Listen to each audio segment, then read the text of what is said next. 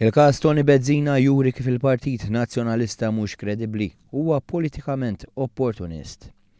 Dan kien il-messaġġ f'konferenza tal-aħbarijiet tal-Partit Laburista dwar kif wieħed mill-awturi tad-dokument ambjentali tal-Partit Nazzjonalista inqabad b'applikazzjoni biex jibni villa ODZ.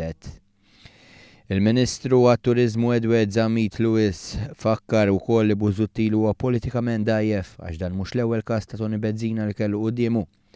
B'sentenza tal-qorti kienet ikkonfermat kif bad ħaddiema tal-gvern jagħmlu xogħol f'każin nazzjonalista u ġelhom jieħdu ġurament fals. Huwa t-tieni każ u Simon Busuttil ma jieħux azzjoni waħda biex jiddixxiplina. Aħseb wara kieku dan ikun il-Prim Ministru f'pajjiżna kemm issa mhux nagħmlu d-dokumenti kemm fir-realtà se jgverna u se jieħu passi tajbin f'pajjiżna u allura din tkompli tiddentja nerġa' ngħid id-diskors li qal eżatt ftit qabel il-press conference fil-fatt nirringrazzja l-kap tal-Oppożizzjoni li ċara illi dak li jrid huwa legalità biss.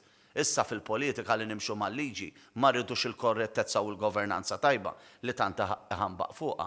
Huwa każ eċċellenti t-ipokrezija politika u nerġa' ngħid jiena għal Simon Busuttil ma nemnux. Id-deputat Laburista Franco Merċieqa li jmexxi l-Kumitat Parlamentari dwar l-Ambjent innota kif Tony Bezzina nħeba wara martu meta ġie biex jagħmel l-applikazzjoni.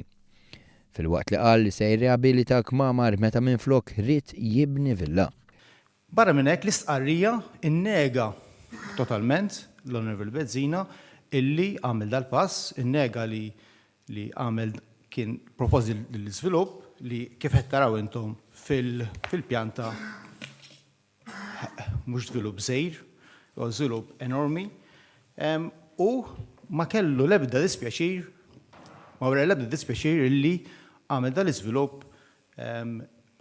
li ħajrtira dal-iżvilupp minħabba li weġedu qalbu għall-ambjent, imma minħabba sitwazzjoni politika. Zammit Lewis innota kif Simon Busuttil prova jġustifika l-każ billi qal li ma kien hemm xejn illegali jew irregolari, hawn tenna li hemm iktar minn hekk.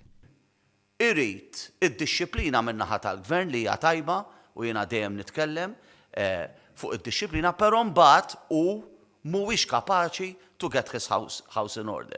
Simon Busuttil nikklassifikas bħala opportunist, Simon Busuttil huwa dgħajjef man-nies tiegħu stess, però Simon Busuttil huwa artist, ngħidlu artist fl-ipokrizija politika.